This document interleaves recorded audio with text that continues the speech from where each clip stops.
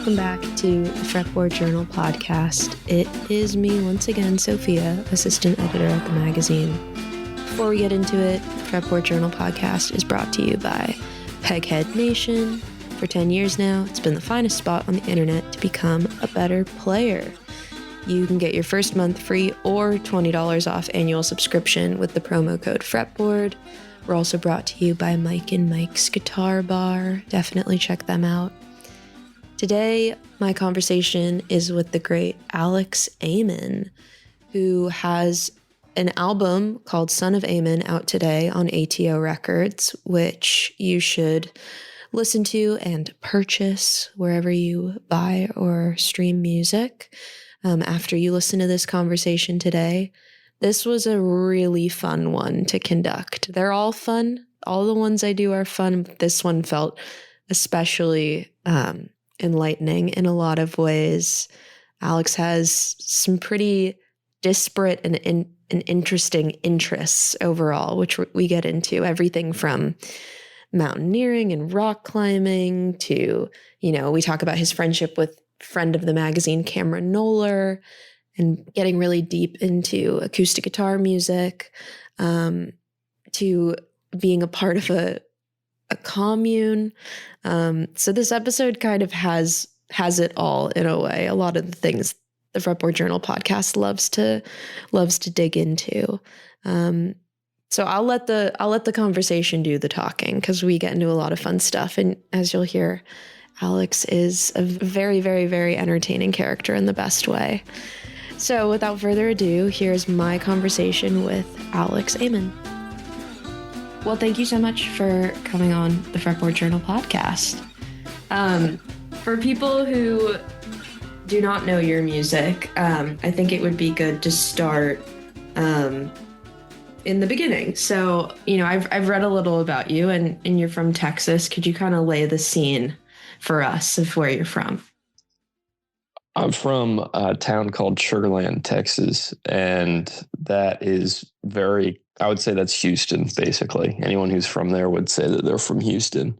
But I listened to a Bill Withers interview a while ago, and I remember him talking about the town that he was from was actually associated to a name that wasn't that interesting, but he was technically from this place. I can't remember what it was. It was like Deerfoot or something like that. And he was talking about how in show business, he always has to say that he's from like that spot. So Sugarland is the town I'm from, and it's got a great name. That's what I tell everyone. I guess I'm like kind of laying my cards on the table. I don't know why I'm saying this, because I always just say Sugarland, but it's basically Houston, Yeah. Okay, cool.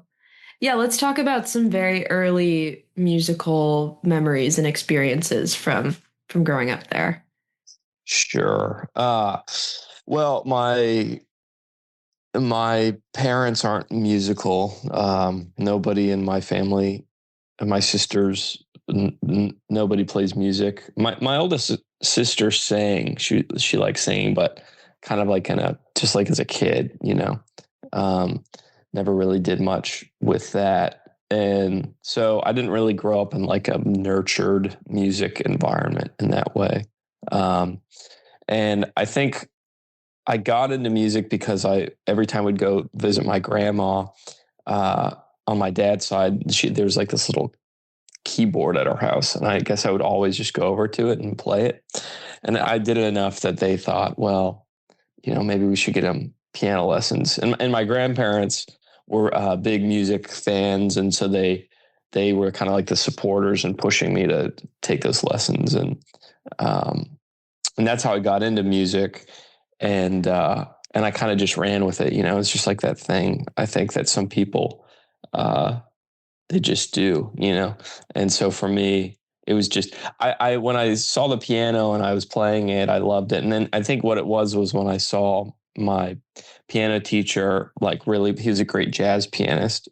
And when I saw him kind of just like open up and play at the end of a lesson, I thought like, oh man, I have to be able to do that. So that was, for me, I guess it was just something I took on myself. I wasn't really introduced to like great music, or had like a parent who was a great, player or something like that. I feel like when I moved to the West Coast, I kind of discovered that music was, in some circles, in some communities, was like almost the same as what football or baseball was in Texas. It was like, oh, this is like, we're going to put you in this. And like, oh, we love Neil Young, or we love the Grateful Dead, or like we're a family of the, it's like kind of where I grew up. It was like, oh, you're a Texan fan, or you're an Astro fan or something. And like in NorCal or the Pacific Northwest, I feel like people are like, oh, this is a Neil Young household, and like you will play acoustic guitar or something like that. That's a really good analogy that I haven't heard yet, because I think what that also gets at, and something that you're talking about, is like, yeah, if you see those two things as similar, music in a way could almost be taken for granted in some of those family situations. If you're kind of thrust into it in the way that like someone is thrust into having to play a sport or something like that. Right. I think it definitely puts a pressure on it.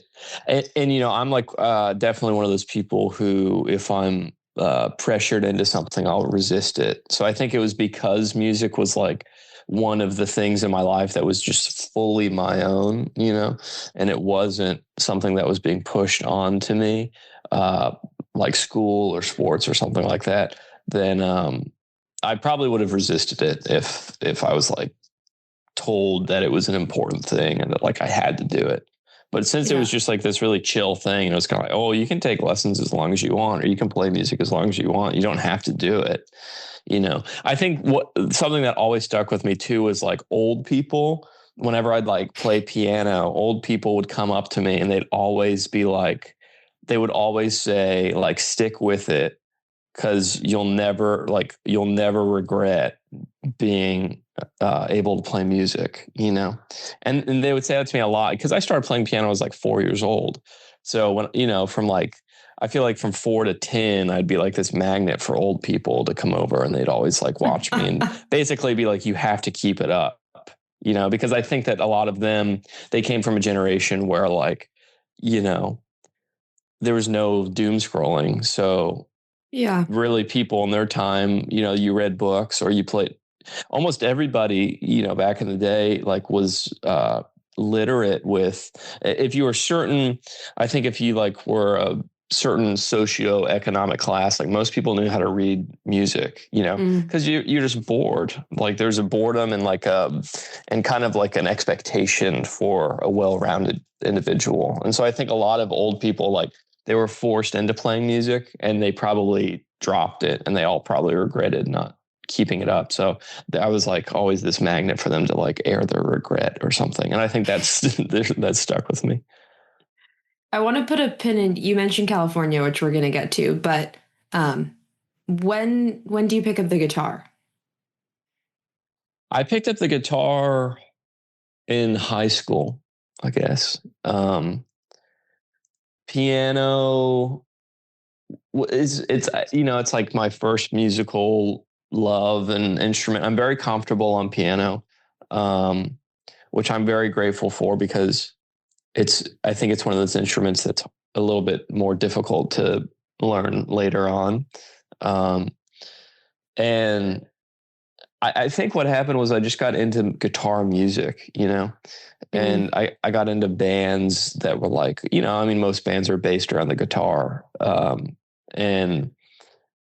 And so I didn't want to, it wasn't, until later in life that I realized, oh, piano, like you have Ray Charles or like Carole King or Randy Newman or something like that, where it's like, oh, these are people that are doing something artistic and interesting with the instrument. I wasn't really, like I said, I wasn't exposed to that as a kid. So for me, it was like when I saw,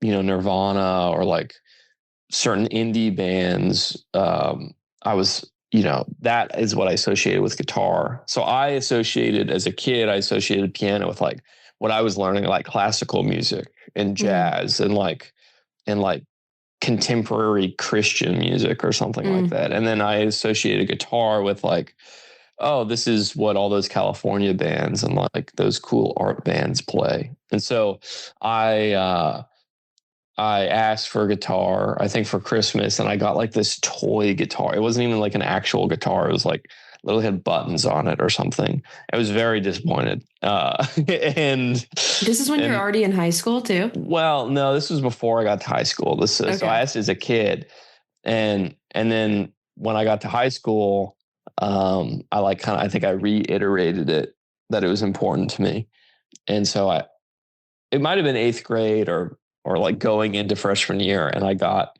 this like, I feel like it's a classic guitar everyone gets, is like an Ibanez or something that's like your parents' friend's son who's in college who like doesn't play guitar anymore, and it, you know, the action is like super high and there's like 14 gauge strings on it for some reason, and so that's what I got, and I kind of just can't even remember. I think I just did like guitar tab stuff, you know, and I learned the basic chord shapes, and I had horrible rhythm, as everybody does when they start. And I mean, I just got pretty obsessed with it. And so I think what happened was I learned a handful of chords. I think it was about a year or a year and a half before I could do a bar chord. Like I was convinced I was one of those people who couldn't play a bar chord, you know, like the way like this pinky's kind of like double jointed, it can go backwards. So it like really made it hard to do any bar chord stuff. And so I just played in open tunings with the capo, you know, and then eventually I think I can't remember how I figured out to do the bar chord. I think it was that I at this point, I can't even remember. I don't even have a guitar in front of me. I don't think about it at all when I play. But I think it was that like I was using one finger to do like the bar chord the way everybody does it. And then I was like, I can't do this. And I figured out how to do it with my other finger. And then that's when like, oh, now the guitar's free. And then I got an electric guitar. And then I almost only played bar chords. I was kind of like in that indie surf rock era where like the only thing I'm playing is bar chords. And that's when I wrote a lot of songs. Yeah, I kind of did this thing, and this is right when I started to like get interested in songwriting, was that I would just like play these chord progressions that I had no idea what was going on. I didn't know the name of anything. And that's what I liked about guitars, because on piano I had that formal training, you know. Well, I was going to say that's what's interesting, because like a lot of people, when they talk about, you know, oh, I didn't even know at all what I was playing, usually they're saying that in reference to like guitar being their first instrument, but you already had this whole formal theory-based training on the piano. So in a way, like you had all that knowledge already, but the guitar was this free instrument where you could almost like start over in a way. Right. And you know, to like be honest, in the piano stuff, I kind of really resisted the like music. For me was always something that came very natural, and I liked it because of that. And the second that I had to like put any unnatural work into it, I just like didn't want anything to do with that. So like, you know, I had basically what it was that I'd get I would, you know, it was like classical books. You know, you start at like level 1, and then you're supposed to take the theory book level 1, and you're supposed to like move through, you know, all these different levels until you're like high proficiency of theory and you're like at a high level of classical piano. And I think my teacher also was like kind of thinking of doing that to me. And then like at a certain point, introducing me to jazz. I think that was his like kind of master plan. Because I was like his youngest student, and I think, you know, and being his youngest student, like hearing all the parents talk, you know, the different parents who had their kids in the lesson, he would like say, oh, I've got this really young student who's like, you know, reminds me so much of myself and blah. So I think he had this whole master plan. The problem with me was like that I didn't care about the theory at all. And to be honest, the reading, I didn't want to do that either.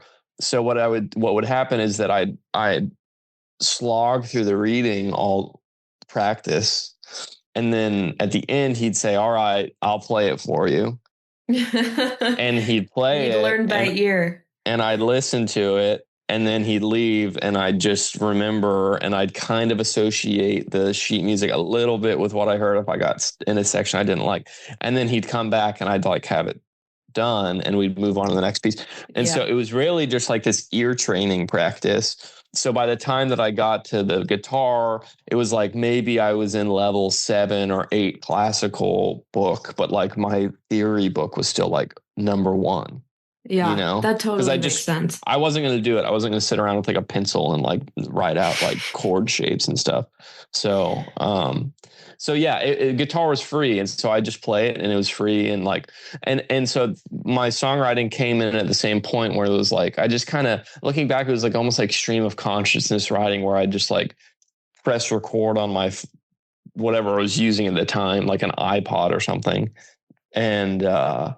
And I would just play chords, and I'd just like sing and come up with like melodies and lyrics. And actually, like the song, I have a song, the first single I ever put out under my own thing was that California Blues song. And that was from that era. It was like 14 years old, and I wrote it then. And so, guitar was just like this new exciting thing, and it brought all these ideas. We put a pin in this California topic because this is important. And you also just, inadvertently mentioned it in a song title. So people at this point in the podcast might be surprised to learn that, is it correct that you moved to California, but you moved for film school? Yes, exactly. Okay. So during all this musicking growing up, where does film come into play? Well, film came into play because during all the musicking, I learned about a second passion in my life, which was rock climbing and mountaineering, which also, if you're from Houston, you'd say, why are you into that? Because there's literally it's flat mountains.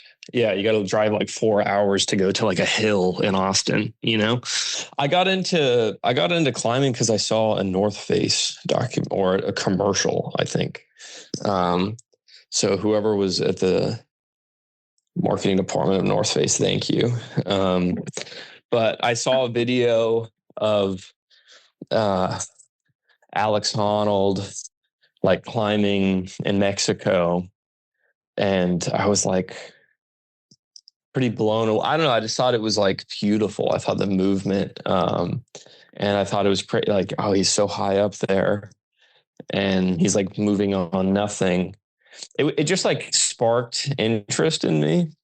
And then I started to kind of look into climbing. And then I found some documentaries, like old documentaries and new documentaries. And I just like fell in love with the concept and the idea of it. And so when I was told that I had to go to school, I didn't want to go to school because I just wanted to focus on music. But, it's like Texas, and that means that you have to go to college, kind of where I'm from, and which I think is changing now. I don't think college really means anything, honestly, like anymore. I don't think it did at that point either. But I think certain parts of the country are like a little slower to the idea that like school is kind of outrageous in a lot of ways, like the way it's set up, at least right now, where it's like, you pay all this money to go get a degree that like really doesn't mean anything now. It's like a high school diploma almost to this point. But basically I was told, well, you have to go to school.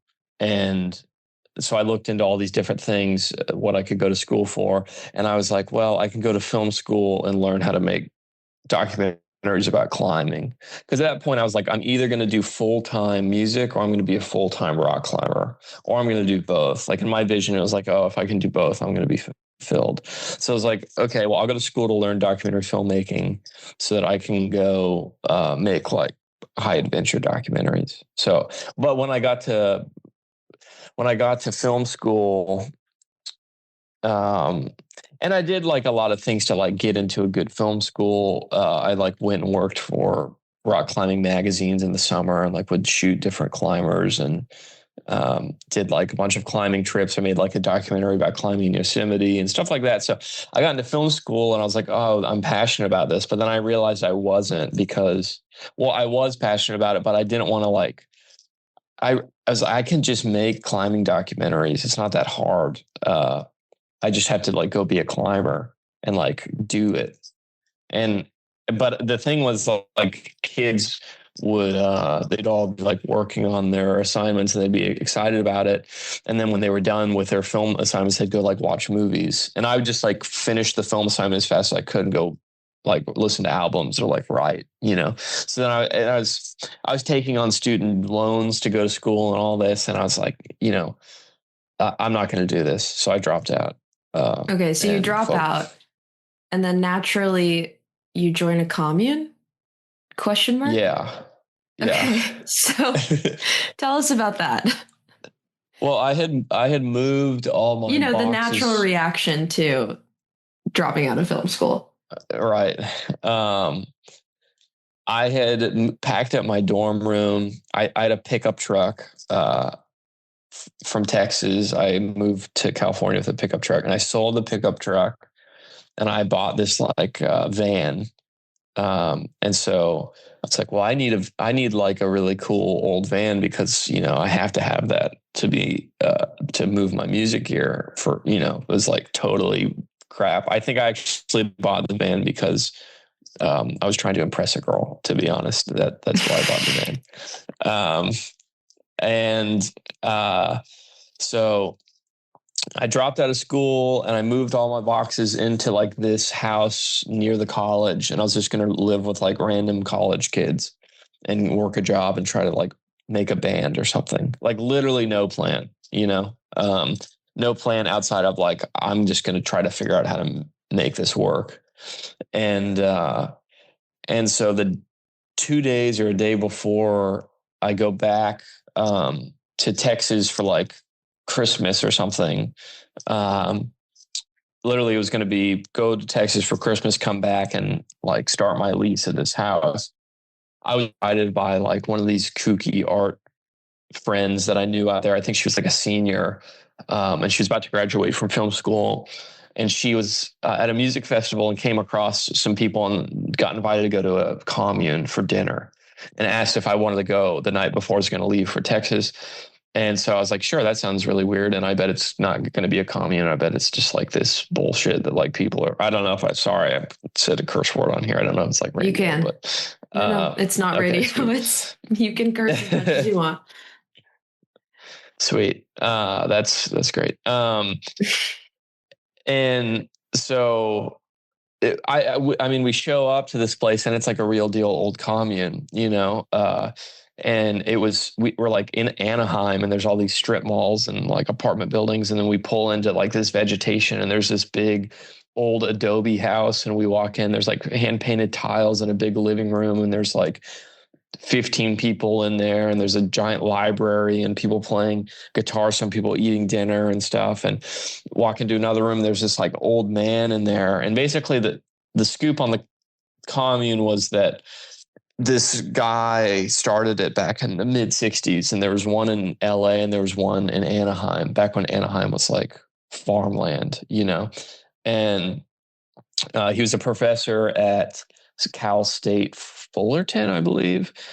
And back in the day, the communes were kind of like famous, and there was, I think Jim Morrison lived at one of them for a second, and they had like Black Panther meetings there, and Timothy Leary and different like psychedelic kind of people would stay there and like talk and meet. And the Anaheim one that I was at was like a nudist kind of commune for a minute and did like sustainable farming and agriculture and like just very interesting. I mean, classic like California stuff. So then his son, the old guy's son, who was like my parents' age, he was like big in the California health food movement with people like David Wolf and the people who started Whole Foods and Erewhon and all that stuff. And then he had two kids who were my age. And so they basically were like, well, we should make this like we should revamp the commune. We have all this space, a giant house, like back houses, and we should like have college kids and like young artists live here. And so I showed up to that dinner, and apparently that dinner was like the first of like the, oh, we want to restart the commune. And I was like the first person who was like, oh, my bags are already packed. Like, could I move in? Like, and they're like, yeah, sure. Come tomorrow. The back house, you can take the back house. So, and I literally moved in and like flew back to Texas and convinced a friend that I knew, like, oh, you got to drop out of school too. Cause like there's this crazy thing happening. I know you don't want to, he was at Baylor University, and I was like, I know you don't want to be there. And so he dropped out, and we like moved out and moved into the commune. And that's like where my first band started, was from all the kids who were like hanging out there. So yeah, it was pretty wild. How long did you live there? I lived there for like 8 months, and I didn't. Wow. The thing is, like, we started by paying rent, and then it got to a point where like we didn't even pay rent to be there. And we just like worked on the property, and we like had these big communal meals, and that's kind of like where I got into like really being informed about like health and anatomy, and like and you know how toxic a lot of things are in the world, was like from living there and being, because the guy Roy Dittman, who was the dude who lived there, who's like my parents' age, who had the sons, he was, he's like written books about perfecting anatomy like before conception and stuff, because like his whole like philosophy and ideology was like, well, you can stop human suffering at the root of like, so much of suffering comes from like when people are born and they're born with like complications, or like predisposed to illness, or predisposed to like certain diseases or certain birth defects or things like that, that comes all from like health and conception. So if you can have a full understanding of like how food and certain minerals and heavy metals are like affecting you, and how that also affects like, the birthing process, then it kind of cuts, if you're intentional about it, then it cuts down a lot of the suffering that comes from, think about one person who's born with like severe birth defects or even learning disabilities, and like how much money does that cost in terms of like all of the care that has to go into them, and if you think about that, and you think about like how much suffering that causes like that individual, or the community around that individual, it's kind of like it was an interesting approach to be around that. So on one side you had that guy talking about that in the morning, and on the other side you had like the 90-year-old dude like talking about, he was like an atheist communist kind of. This is his dude. Father who started it, right? Yes, and they were both still there. So like the guy Roy, the health food dude, he was like, lived in ashrams and like studied with like priests and rabbis, and he was like very spiritual. And then the other guy, the older guy Roger, he was like atheist communist, like no, God doesn't exist. Like he was like a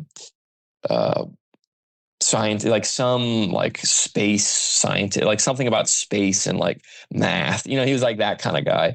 So they'd sit at the table and like debate about it, and all the kids there would be like debating about it, and it was very interesting. But the thing was like, it wasn't just like, it was 2019 or something, 2018, so it wasn't like we were in the counterculture movement. It was like 2018. And so there was like punk skaters living there, and then there was like the kind of hippie kids, and then there was like just the normal college kids. So it was a weird environment. And like at the end of the day, I think what happened was that like it's just like kid drama mixed with like their family drama mixed with like nobody doing the dishes, and like the commune just kind of fell apart. It was a really interesting like it was almost like Animal Farm or something like that, where it's like this kind of like an experiment, condensed experiment that's like, okay, and it failed, and it's like very interesting. And we could probably have 4 podcasts about like why it failed.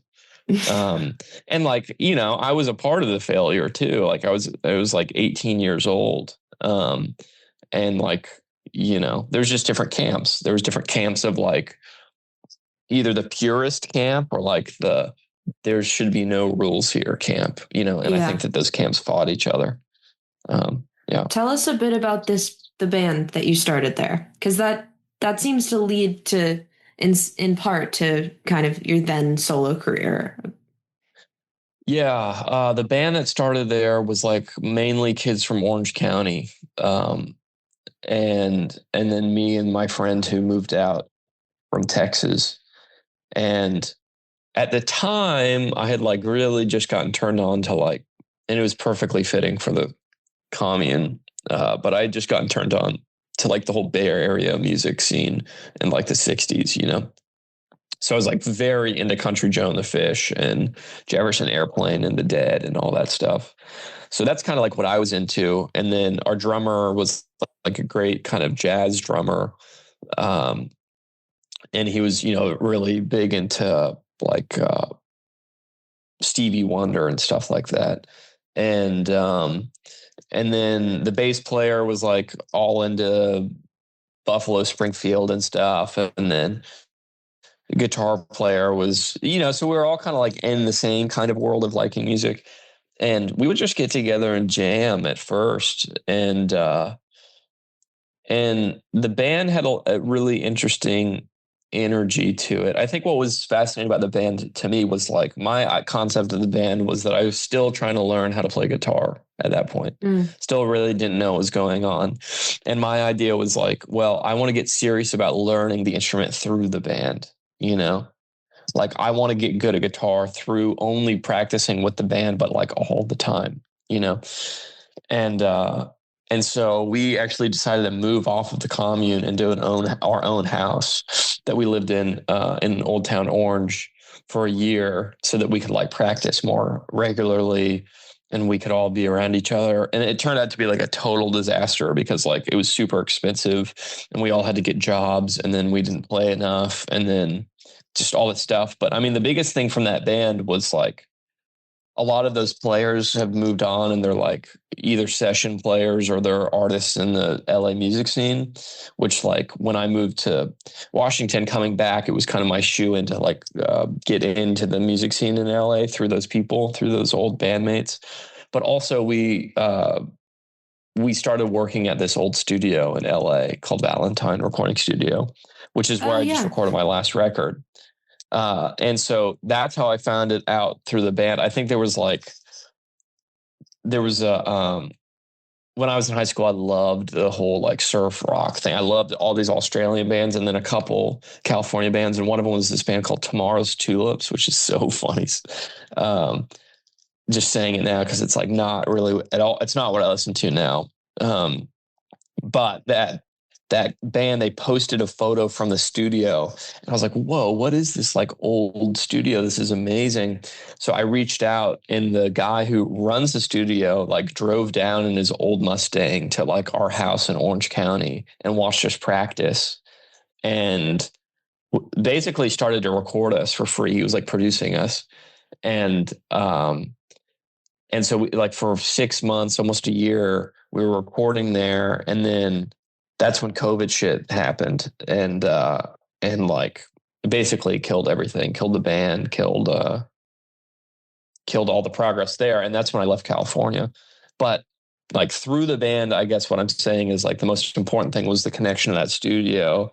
And then the connection to like, well, I guess the lesson of like, the lesson of the first band, what all the things you learn, all the mistakes you make, both like interpersonally, but also just like as a band, gigging and trying to make money and merch and all that stuff was like, that was the first band.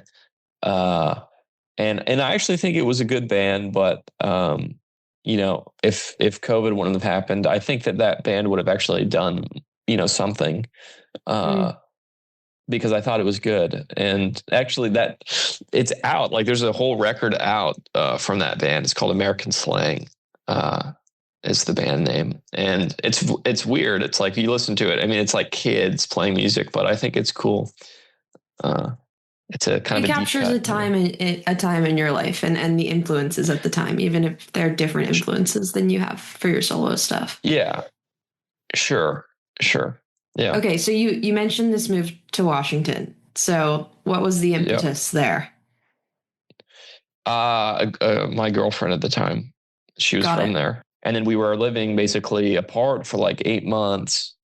And when COVID happened, I was like, there's no reason for me to be down in California anymore. So I moved up to just like with that whole situation. And it turned into being on this island up in Washington. Yeah, talk about kind of music making, music playing in that period of your life.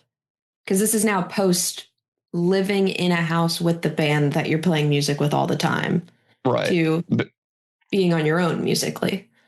yeah, being on my own, not only musically, but like basically completely outside of music even. She was working as like a lead line cook at a really nice restaurant, which if anybody has any experience with restaurant work, it's like your life, you know? It's the closest thing I think to like being either a pirate or like being in a touring band. It's just like full on, you know what I mean? Like it's the same thing. And uh, so she was always gone, and this island was like very isolated. You had to take a boat to get to it, and there's like not that many people on it. And it's a giant island.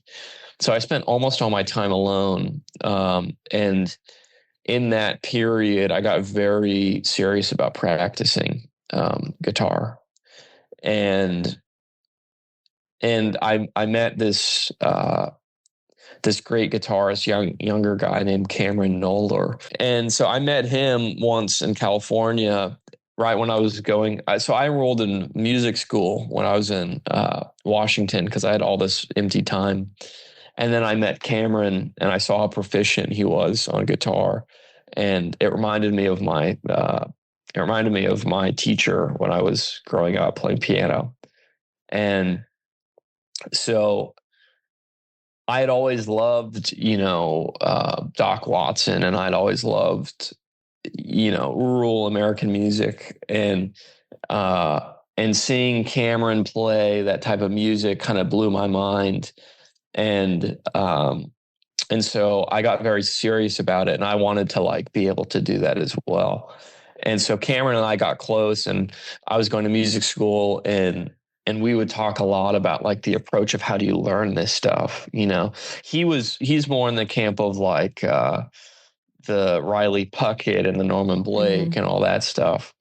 And on my end, I think I was more interested in like Clarence White and Doc Watson and that's that sort of feel, but like that stuff also playing into, like Arlo Guthrie and John Denver and Steve Goodman and like more of the songwriters who are like really good at acoustic guitar. Right, That's kind because of where I at this was. juncture, you're studying guitar, but you are already writing your own songs too.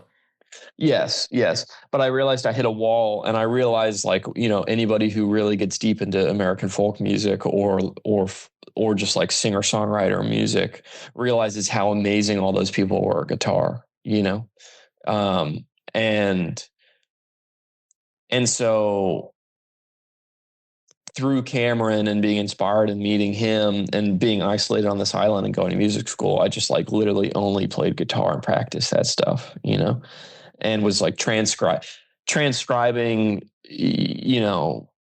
rhythm, how to play certain rhythms and how to play certain breaks and like writing it all. I mean, I did that complete 180 from like a kid not wanting to do any of the theory stuff. And I was like, slowing songs down to like 20 BPM so that I could like hear the nuances of how they're doing like the bass runs and the different, strum patterns and like an obscure folk tune off of like you know, like Clark Kissinger fiddle record so that I could like take that lick and put it into like a song or base a song around that chord progression to like write a song. It's a very different side of things. So I basically did that for like 4 years, 3.5 years. And then when I got back to LA, like I was just a different player. I left Washington because I couldn't take it anymore. I couldn't take like the isolation, and I wanted to go do music for real. So it was kind of almost like it's like classic tale. It's almost like the Batman Begins, where he like goes and like trains and he comes back to like Gotham or something. Uh, and that's really what it was. I think not only like the music side of it, but I, learned a lot about life and, uh, and death and loss and like hardship and, and, and so there was just like, it was a very big, it was like fertilizer or something up in Washington for me. It kind of was like stinky, but it had like all this nourishing side of it as well. So then I went back to LA and I lived there for, I guess, 2.5 or 3 years and formed another band, but like a real deal band in that way. Like, okay, I'm an adult now. Like I have like sideburns and then I grew a mustache. Like, okay, like I'm like not a kid, and all the guys around me are like, they have beards and like, there are some of them are like 30. It's like a real band, I used to look at those like covers of the Flying Burrito Brothers. And I'd be like, well, these guys are like, or like the Eagles. I'm like, these guys are like men, like what the heck? So it was like kind of like getting into that era of, it's like a weird thing to say, but getting into that era of like, oh, you're developed in your craft a little bit. Like, what you're doing, And so I think there's a certain thing to be gained and lost from that era of music. But that's like the era that I feel like I kind of got into when I moved back to LA was like, oh, this goes from like, like land on the A sharp here and like push this beat, and everybody knows what they're talking about, as opposed to like, I don't know what's going on in this song. And I don't even know I don't even know what I'm doing at all, or the solo I'm doing. I don't know any of that. And then like, you take that to be like knowing exactly what you're doing. Oh, I'm going to focus on like the sharp four there, which is like, it's kind of a weird way to think of things and you forget it. You get to a point where like you don't think about it, but you're also aware of it. I think that's what Cameron and I used to talk about a lot, was like, you have to learn things to the point where you know it so well that you don't even think about it. And that's like a weird, you drill it so much that it gets to exist more in your subconscious musically, as opposed to like I talk about this because I teach songwriting and I talk about this with students, which is like, they'll always ask me like, well, do you think about these things when you write songs? And I'll be straight up. I'll say, no, but we need to discuss them enough so that they kind of get into the bloodstream. And then when you're writing songs, you're not thinking about these things super in a forward manner, but it's kind of there inherently. Exactly. I mean, I think that Cameron and we used to like debate each other, because I'd be like, Cameron, do you really think that Norman Blake is thinking about like the notes on the fretboard when he's doing those runs? And Cameron would be like, yeah, of course he knows what they are. But I'm like, but he's not thinking about that. He cannot possibly be thinking about it while he's playing it.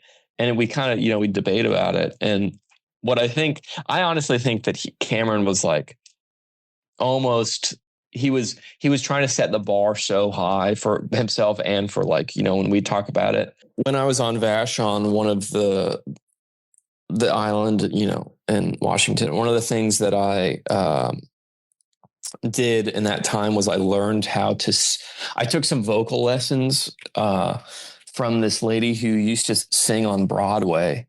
And she lived in this like house. It was almost like a Studio Ghibli set or something, because she was this lady and she had like probably 50 birds in her house, and like just horses and geese and all these different animals like walking around outside. And whenever she'd open the gate, it would always be pouring rain when I'd show up, and she'd come in this like old rain jacket, and she'd have like all these geese around her, and they would like hiss at me, and she'd yell at them by their names, and they'd like hiss and like nip at my legs. And then I'd go inside and there'd be all these like cats and birds and animals inside, and it smelled horrible. But she was like genius with explaining singing and things. And she would always say, when you have to hit a high note, raise your eyebrows and look at an object and try to throw the note over, aim high, and you're not going to hit it high. You're going to land on it. Because if you try to hit it dead on, you're probably going to be flat, And I think with Cameron's approach to guitar, it's kind of like that concept almost, but like, aim a little bit like ridiculous with your approach, and your practice, because like you're not gonna meet your expectation, because like we're all like these lazy creatures, you know. If you say you have to practice 10 hours a day and you only make it to practice 4 or 5, you're going to feel like shitty about it because you didn't meet your goal. But if you set your thing to 5 hours a day, you're probably only going to practice 2 hours a day or 3 hours a day. So it's kind of that idea of things, you know? Yeah, that makes sense. Okay, so at this point, you're back in LA and you've kind of germinated in the Puget Sound time. You're a different musician than you were in the commune era. Right. You're like, I've grown a mustache. I'm an adult now. I have an adult band. What was that Right. music like? What was that second band's music like? Well, that second band was like what's out now. It's like the Zorthian stuff, you know. Mm-hmm. And that was like the first week we all met each other. We made that, and um, then we basically were a band for the next 2.5 years, and we've been, you know, writing songs and developing our chemistry and our sound, and then the record that's coming out right now or next month is like that's like that band developed, you know. Because what happened is I went to California before I moved there to record songs, and I recorded them with like a group that became half of the people who were there became the band that I'm in now, Mm-hmm. who play my stuff, and the other half were just like studio musician people from LA. So Who in particular played on it? there's Connor Gallagher, who's Catfish. This guy Catfish, great pedal steel player. Yeah. This guy Felix Ziska, who's a Danish fiddle and cello player. He's amazing. Back in my old style days, he used to come visit and hang out. Yeah. He's great, very sweet man as well. And then Colton Stevens, who plays drums with me now. Casey Nunes, who's a longtime friend. He plays bass in my band. Haley Davis, who's puts out her own music that's great. Sam Burton. And I mean, just like Hunter Watts, just like a lot of the LA, this is a scene. Yeah. Yeah, exactly. So, of those people, it was Casey and Colton who really became like the band. And then we met, this kid, Tommy DeBourbon, who's like this insane pedal steel player, who, he moved in with us. And then this guy, Adrian Garner, who has a project called Sunfingers. I met him in Yosemite climbing, and then he moved in, and then this guy Owen Barrett, who's an amazing drummer in LA, and he kind of does a double drummer thing with us, and so that's like the band now, and the sound now is, I think there's two sides of it. There's the record that's coming out, which is like more in the songwriter realm of things, and then we have an electric act that's like much more improvisational based and like groove based music, and less maybe about the lyrics and more so about like the feel. And so that band is called Grass, and nothing is out from it, but it's the same members as your band. It's just you're doing a different project. Yeah. Cool. Yeah. It's like if you think about like Neil Young versus Neil Young Crazy Horse or something, it's just like two different sounds, So you're comparing yourself to Neil Young is what I'm hearing. Actually, I would say that's more interesting because Neil Young Crazy Horse sounds just like Neil Young with electric guitar, But I would say that Grass is like it's almost a different genre, Okay. It's like, I don't know. It's interesting. Tons of bands do it though. It's like, if you think of contemporary now, it's like you have Nathaniel Radcliffe and like the Nighthawks or whatever, or you have Rateliff. Yeah. Sorry. Or you have like Cameron Winter and Geese, or you have, it's like tons of MJ Linnerman has like his band. So people do it all the time. I guess Paul McCartney Wings, it's like a thousand examples, but I think more so on my end, it's just like, I couldn't take credit for like the band sound. Like I didn't want to put my name on it at all. you know? Yeah. It's like, I don't even want to call it Alex Amon and Grass, you know, and my label might make me for like the EP, but like after that, I don't want to call it. It's its own thing because it's like, I'm just a little piece of it, you know? So. Okay. So we're up to modern times. You've mentioned the album that's coming out. What else are you looking forward to this year that you can share already? Yeah. I mean, I'm excited to get the album out. It's just been like, you know, the modern music era of sitting on things sucks.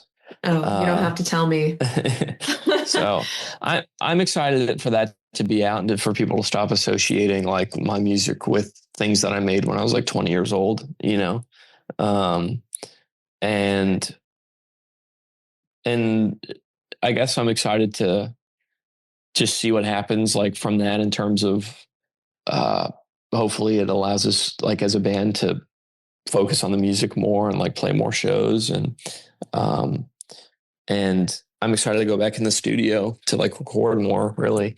Are you going to go back to LA to record? Or are you going to record in New York? I don't know. It's kind of unknown right now. I have a really good setup in LA, but I just don't like going there right now. There's a reason I moved, and I don't really want to keep going back there, you know? But the studio and the guy that I work with, Johnny Bell out there, he's amazing, and he's building an incredible new studio, so I'll probably get hooked back for one more album there. This has been a very enlightening hour. I don't know if I've had someone on who has had such vast interests as you. So